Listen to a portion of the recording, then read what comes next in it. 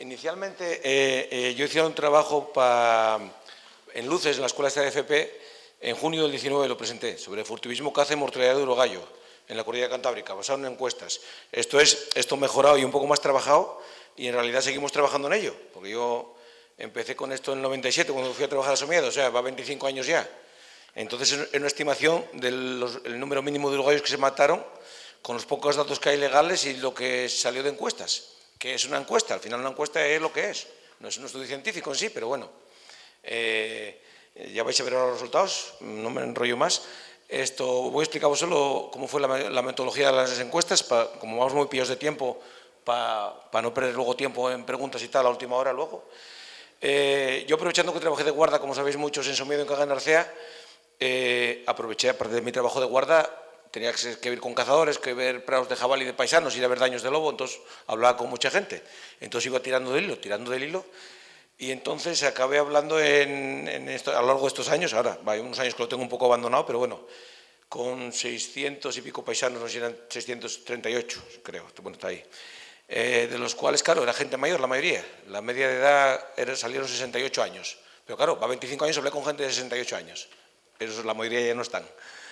Murieronme ya, no sé, 220, va 3 años, fui tirando de teléfono. Fui hasta algún cementerio incluso, porque las esquelas es acojonante. Yo pensé que entrabas en internet, fulanito y tal, y que salía la esquela. No. Está todo informatizado, pero no encuentras una esquela ni de Dios, es de película. En resumen, que esto no se podría volver a hacer, porque uno de cada 3 encuestados murió, pero es que los pocos que siguen... Murió va 3 años, ahora ya murieron más, pero los pocos que siguen vivos, el que no está Alzheimer está fatal, o sea, no hay con quién hablar ya. Por poneros un ejemplo, para que me entendáis, si se quisiera hacer algo similar, voy a poner un consejo cualquiera, en Somiedo. Yo en Somiedo trabajé en el 97, va 25 años. Solo encontré, no sé si fueron 38 tipos o 40, ponte, que me valieron. Conozco mucha gente en Somiedo, pero solo me valían 40, de esos ya murieron 30, y los otros están de Alzheimer, entonces... Yo, si voy a Somiedo, no tengo un tío que me aporte nada, porque los conocí a 25 años, entonces son los mismos, pero más viejos, pero bueno, entonces, que no se podría hacer hoy en día. Entonces, con todo esto, pasa a ver la página siguiente, hombre, las encuestas. No, que luego perdemos tiempo con las preguntas. Si alguno me pregunta metodología científica, no llevo una hoja de encuestas para rellenar casillas. Esto eran tertulias, porque con la gente no te puedes poner a apuntar a bolígrafo delante de ellos muchas cosas, y más, cuanto más jóvenes seas, peor la gente. Entonces, era directamente ir a ver gente que eran cazadores, guardas fueron 97, creo, o sea, los guardas fueron muy buena fuente de información, y ibas preguntando, en este pueblo, ¿quién cazaba? ¿Quién entendía el urogallo? Fulano, mengano, ibas tirando el hilo. Para ir a ver la gente no puedes llegar a preguntar si mató urogallos o mató osos. Tienes que ir siempre como... Llevabas fotos, las fotos dan mucho pie a la conversación, hablabas de conocidos, oye, ¿tú qué cazabas? ¿En la cuadrilla de Manolito? Sí, coño, es que hablé con fulano el de Ricabo, que me dijo que tú, sí, tú a la gente, si le hablas de conocidos, es mucho menos violenta la entrada. No puedes llegar a preguntar, oye, ¿hiciste algo ilegal, coño? No, joder, ya eres tonto. Bueno, alguna anécdota hay que te amenazan de muerte o que, bueno, pero vamos, en general bien la gente, ¿no? Pero siempre das con alguno que está con la puerta a los morros, pero sabiendo entrarlos con un poquitín de mano izquierda, bien. Y los resultados, bueno, veislos aquí. La mayoría de las encuestas fueron en Asturias. Aparte, por ser yo asturiano y vivir y trabajar en Asturias, que es más cómodo, hay mucha más población en Asturias que en León, si lo sabéis. En el norte de la cordillera de León, la mitad de la cordillera, de Vegarada a Puerto Somiedo, no hay urogallo. Y luego los pueblos de la montaña de Riaño y de Palos del Sil, hay la población que hay, o sea, hay mucha menos población que en Asturias. Quiero decir que en Asturias fueron 92 días de campo, en León fui 20 días, y en la provincia de Lugo fue un día solo. Hombre, debería haber ido más días, pero en 25 años fueron 125 días de campo. El esfuerzo fue bastante grande. Edades, ya os digo, ahí está un encuestado de 100 años. Hubo tres encuestas que no hice yo. Una fue Luis Aurelio Álvarez Usategui, en Ayer, otra Gausón en Mieres y otra un paisano de Casielles, de Ponga. Las otras 600 y pico hice yo. Y bueno, con todo esto, yo también preguntaba a la gente, porque había mucha gente que hace urogallos que ya murió. Entonces un señor en un pueblo te podía decir, yo maté tantos, coño, ¿quién más mataba aquí? Coño, Rafael y Lolo. ¿Y qué mataría? Más o menos que tú. Hombre, no, este mató menos, ¿no? ¿Y estos cuántos matarían? No, este mataría 10, este mataría 20. A veces, claro, las cifras son redondeadas, son una encuesta, gente que ya murió. Lo que sí ubiqué bien fue cuándo los habían cazado. Claro, yo tengo datos del 44 al 2004, de 60 años. Fulanito que murió, este y Lolo, tu vecino, de Fuentes de las Montañas. ¿En qué año murió? Coño, este murió en el 85. ¿Con qué años murió? Coño, murió con 70. Coño, he hecho cuenta, ¿cuándo nació y cuándo murió? Pues tuvo que matar los urogallos entre que tenía 20 años y que tenía 60. O sea, hice yo mi estimación de en qué décadas tuvo que matar esos urogallos. O sea, esto al final es una estimación basada en encuestas, pero bueno, que ubiqué un poco relativamente bien por décadas los datos de los bichos cazados. Digo, a efectos de que os hagáis una idea de cómo se hizo el trabajo de tal. Y ahora voy a dejar a Javier porque si no me va a matar para que yo os explique mejor los resultados. Siéntate ahí, no te vayas lejos, no te vayas lejos. Vuelvo atrás un poquitín, como Mariajo, y a dar las gracias por el rato que nos dejáis para hablar de este tema. Mariajo ha dejado muchas cosas, digamos, votando para entender de las cosas que vamos a hablar. Bueno, el protagonista es Adrián. Adrián, desde el punto de vista de cómo ha recogido esta información, del tiempo que ha dedicado a recoger esta información, a lo largo de cuánto tiempo ha estado recogiendo esta información en toda la cordillera cantábrica, en esos pueblos y con esa gente, ¿no?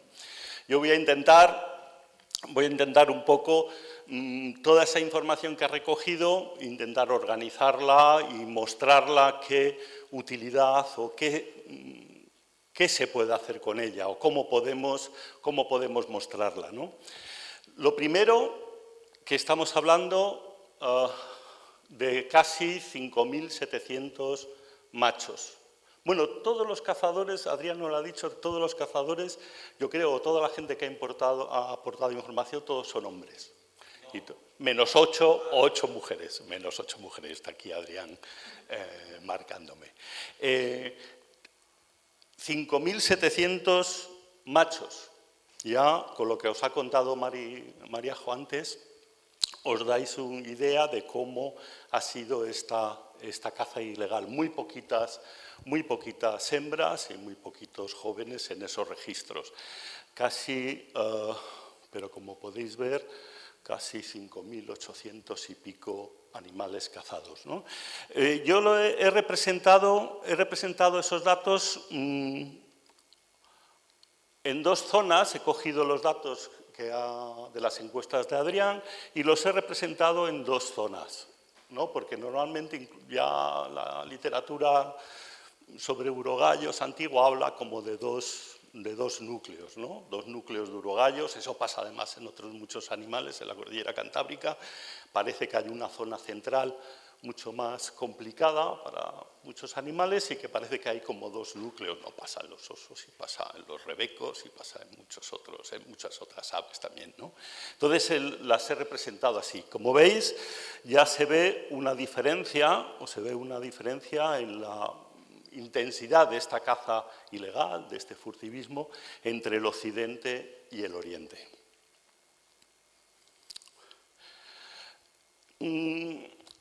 Las encuestas que recoge Adrián, fundamentalmente, los datos que recogen esas encuestas, fundamentalmente están organizados en dos periodos, que muchas veces no sabe, o no en todos los urogallos, la inmensa mayoría no sabe en qué época, en qué fecha exacta son cazados esos animales, y los organiza como en dos grandes periodos. Bueno, un periodo inicial, del 44 al 81, y un segundo periodo del 82 al 2004. Bueno, el urogallo se prohíbe la veda totales en el 79, más o menos. Este segundo periodo coincidiría más o menos con la veda, con la protección y la veda total del urogallo en la cordillera cantábrica, más o menos. Yo creo que Adrián coge este periodo pues un poco para intentar, ¿no?, con aquellos primeros censos o estimas o aquellos primeros conteos o estimaciones del año 82, organizadas por ICON, aquella publicación de García Gaona y Campo, ¿no? Bueno, aquí un poco la distribución de los números por provincias y en esos dos periodos.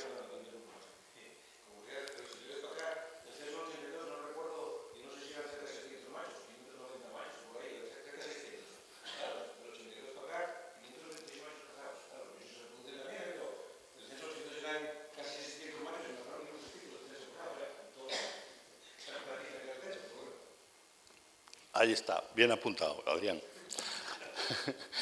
Y ahora voy a contar un poco, esto ha sido un poco la caza legal.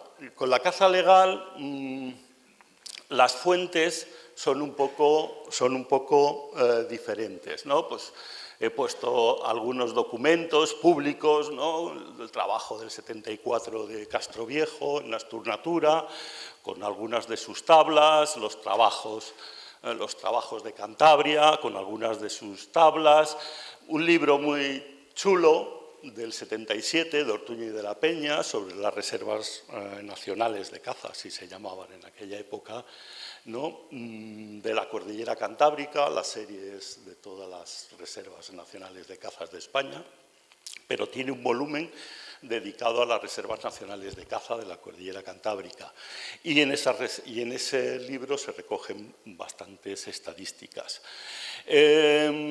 La propia tesis de Castroviejo del 75 recoge 150, ciento y pico urogallos cazados, entendemos que legalmente, utilizadas para ese trabajo, aunque estas estadísticas todavía no las hemos utilizado, no las hemos incorporado a los números que os voy a dar luego. Bueno, alguna cosa, Nores aporta algún archivo particular sobre la Sociedad Astur de Caza. Como veis, bueno, son distintas fuentes que abarcan periodos diferentes, más o menos, y que abarcan, digamos, ámbitos geográficos un poco diferentes. Es un poco complicado de manejar estas estadísticas. Os voy a mencionar, así por especiales, 2 visitas que hubo al Archivo de Montes. Es un archivo muy interesante, lo que pasa que está muy mal organizado. Adrián, yo creo que lo visitó en el 99, 2009. En 2019. Y yo visité el Archivo de Montes cuando estaba todavía el archivo en el Icona en el 89, buscando otras cosas, y me encontré algunas cosas de urogallos. Es una documentación muy interesante porque tiene estadísticas, algunas estadísticas de caza del conjunto de España y aporta alguna cosa. De todas formas, es un archivo, este Archivo de Montes, que está en una situación muy lamentable. Está totalmente embalado en grandes palés y es muy inaccesible. Y el acceso a documentación es muy limitado. Es una pena porque hay mucha historia ahí. En cualquier caso, bueno, estas serían las fuentes principales. No se ve, puse alguna foto, pero veo que no se ve. Este documento son del Archivo de Montes, este es muy bonito, luego os lo comentaré porque tiene estadísticas de caza de urogallos de la Cordillera Cantábrica y de Pirineos, que me parecen muy interesantes para comparar la distinta intensidad de caza. Y tiene de interés que, además del urogallo, es una pena que no lo veáis, además del urogallo hay estadísticas de caza de las abutardas, por ejemplo. Se cazaban 1000 y pico abutardas cada año. Y hay estadísticas de caza de urogallos también. Algunas estadísticas de estos documentos, sacadas de estos documentos, evitando que se solapen números, que no coincidan números. En aquellos casos donde la información puede solaparse, eliminamos números, de tal manera que podemos quedarnos con algunos números para al menos mostrar algunas estadísticas. Fijaros antes cómo la caza ilegal era sobre todo un detalle, como sobre todo era la parte occidental. Sin embargo, la caza legal, la caza legal es sobre todo en la parte oriental. Parece que la parte oriental de la Cordillera Cantábrica y especialmente la asturiana, ha tenido una presión de caza legal mucho mayor que la occidental. Bueno, ahí puede haber distintas cosas que influyen en ello, entre otras cosas porque la estructura de los territorios cinegéticos en el oriente de Asturias son mucho más, históricamente, son los primeros que se desarrollan en España, ya empiezan en los años 40, el coto nacional de Reres es Reres es del 44, o sea, hay una estructura cinegética del territorio, una gestión del territorio por parte de la Administración mucho más fuerte en el oriente de Asturias, con mucha más tradición y que abarca mucho más territorio. Y eso hace o puede estar detrás de que la intensidad de caza legal en el oriente sea mucho mayor que en el occidente.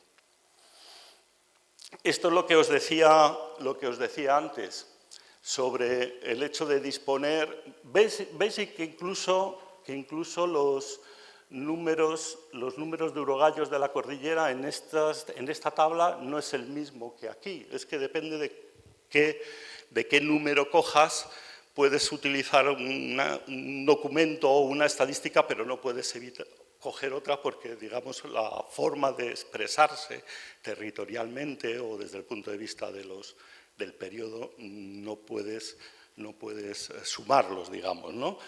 Pero en cualquier caso me parece interesante comparar la intensidad de caza, me parece un dato muy ilustrativo, la diferencia entre la intensidad de caza en la cordillera cantábrica con la intensidad de caza en los Pirineos. Bien si coges algunos documentos que hablan de la caza del urogallo en el conjunto de España, o algunos otros documentos, son documentos diferentes, disculpad que estén en el mismo color, son documentos o fuentes diferentes, si hablamos de las estadísticas referidas a las reservas nacionales de caza, bien de la cordillera cantábrica, bien de los Pirineos. En cualquier caso, la intensidad de caza en la cordillera cantábrica es mucho mayor. O sea, prácticamente 2/3 partes de los urogallos que se cazan en España, que se cazaron en España, 2/3 partes se cazaron en la cordillera cantábrica, legalmente. ¿Qué preguntas? Estas las escribí, vamos, son personales, digamos, ¿no? Podemos hacernos con estos números. ¿Son buenos datos? ¿Son buenos? ¿Son consistentes esta información con otras informaciones? ¿Podemos hacer estimas sobre el volumen real, total, de urogallos cazados ilegalmente o legalmente? ¿Qué efecto ha tenido esta caza sobre la población cantábrica de urogallos? ¿Impiden estos efectos a la población responder a las condiciones actuales del hábitat? Bueno, son preguntas, digamos, para trabajar en ellas. Simplemente voy a ilustrar algunas de las cosas en las que estamos trabajando, al menos para responder a las primeras, ¿no? Hablaba Adrián de la edad de los informantes, ¿no? Esta sería la edad de estas personas que contestaron a las encuestas. En algunos casos Adrián tiene ideas de en qué épocas, en qué años se han cazado. No en todas, en algunos casos solo. Fijaros la importancia que puede tener estos números y pensar que Adrián ha estado, por ejemplo, en Asturias encuestando gente a lo largo de 20 años. O sea, primero, tenemos 20 años de diferencia entre la primera encuesta y la última encuesta. Dependiendo de la edad del encuestado, su memoria, no solamente su memoria, sino su actividad de caza es diferente. Está en un periodo o en otro.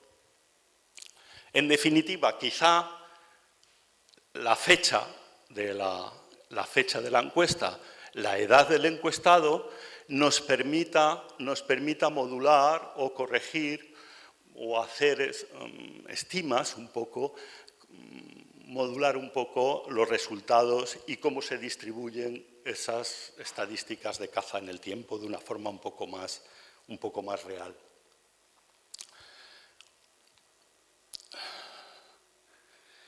No en todos los sitios se cazaban ilegalmente los urogallos.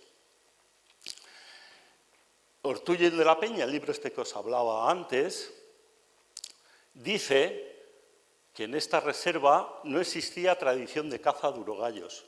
Dice, y hasta tal punto era así que afanados cazadores locales de toda la vida llegaban a negar su existencia, entre ellos algunos de los primitivos guardas, por lo que la dirección técnica de la reserva se vio obligada a mandar gentes y guardas de otras reservas para enseñarles a localizar a estas aves que ellos, como era lógico, habían visto, pero que querían patos al verlos volar con el cuello estirado.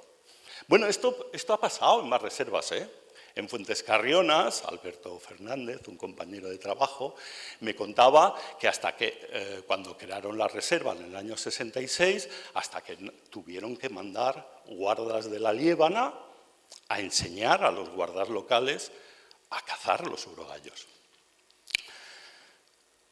La tradición de caza, ligo esa palabra tradición de caza con la caza ilegal o no reglada o furtiva, como queráis llamarla, no es igual en todo el territorio. Eso también es importante a la hora de modular o a la hora de estimar el volumen total de la caza. Fijaros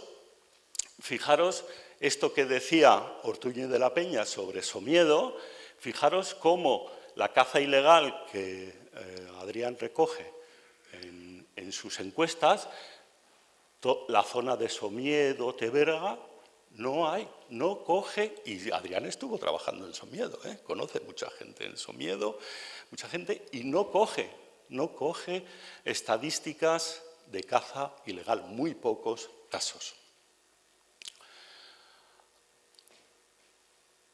Otra de las cosas, además de, digamos, en las que estamos trabajando, es buscar las relaciones entre estas estadísticas de caza ilegal con las distribuciones de cansaderos. ¿Qué relaciones espaciales, de distancias de caza, de efectividad de los cazadores y qué relación tienen con esa distribución de cantaderos? Bueno. Y pongo una nota, lo puse esta mañana para que no se me olvidara, que no solamente los cazadores con resultados negativos también son importantes a la hora de hacer estos trabajos, pero bueno, es una nota. La caza legal. La caza legal tiene otros problemas a la hora de intentar estimar cuál es el volumen real de caza legal que hubo en la cordillera Cantábrica. Y algunas de las cuestiones relacionadas con la caza legal parece que digamos que de alguna manera favorecen su estudio, y es que realmente la caza legal parece que se desarrolla, la caza legal desarrollada, digamos, desde la administración, con un corte pues, así más de carácter deportivo, de señoritos, se desarrolla después de la guerra, en la dictadura, se desarrolla fundamentalmente después de la Segunda Guerra Mundial por una influencia de corte centroeuropeo, ¿no?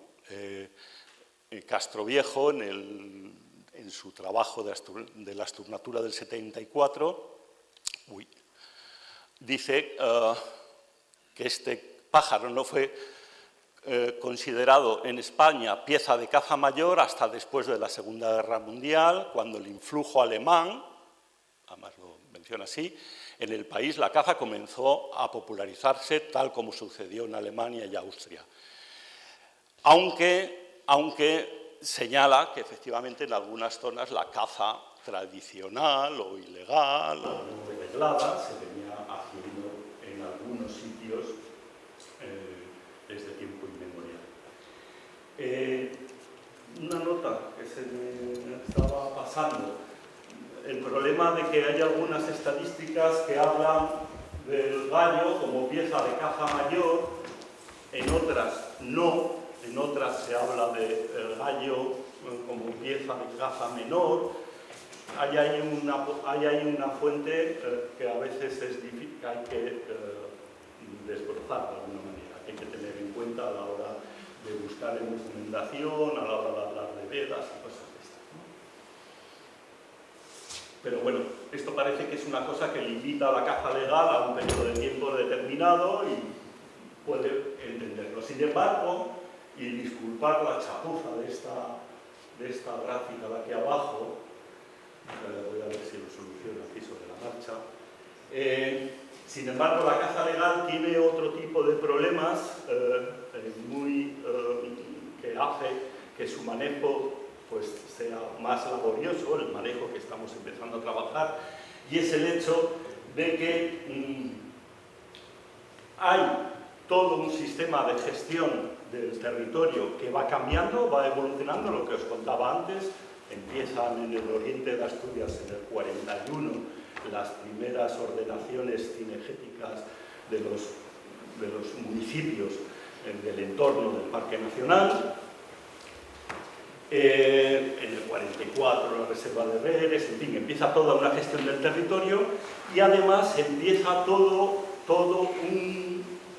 una batería de vedas locales, totales, que hacen que hacerse una idea de cómo ha funcionado la caza legal y los números que tenemos de la caza legal haya que trabajarlos con más cuidado, ¿no? En el fondo, lo que estamos detrás es ver qué porcentaje de la distribución del urogallo va siendo afectado por esas vedas. Y ves que hay vedas desde los años 40, ¿no? Y hay vedas a lo largo, muchas locales.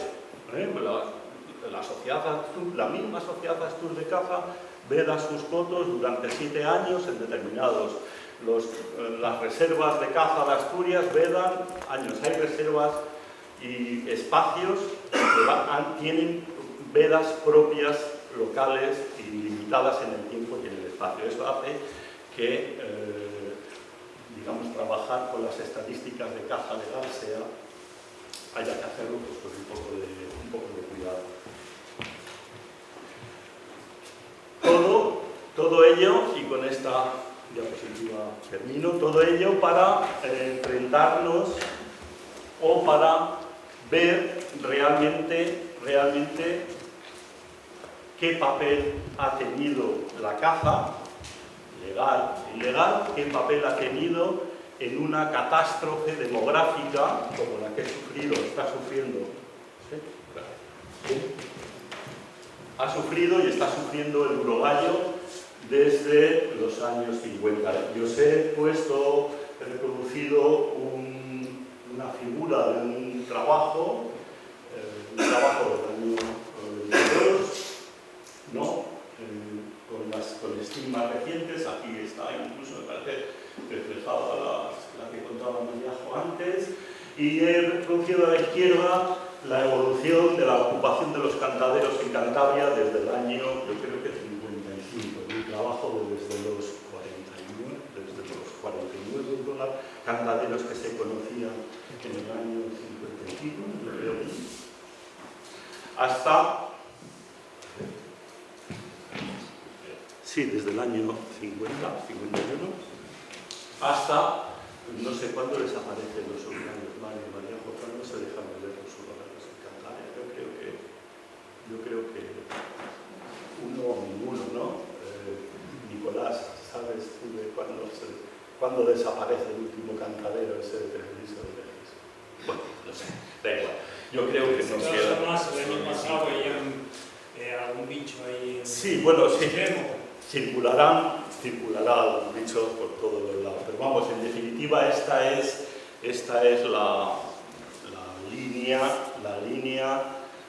la catástrofe que ha sufrido esta población, vista bien a través de unas estimas y unos modelos demográficos desde los años 80, o un ejemplo de lo que ha pasado en una zona de la distribución de la especie una zona extrema, ¿no? ¿Qué papel ha tenido la caza en esto? ¿Qué consecuencias ha tenido la caza sobre la población y sobre este crack demográfico? Esa es una pregunta a contestar. Bueno, y aquí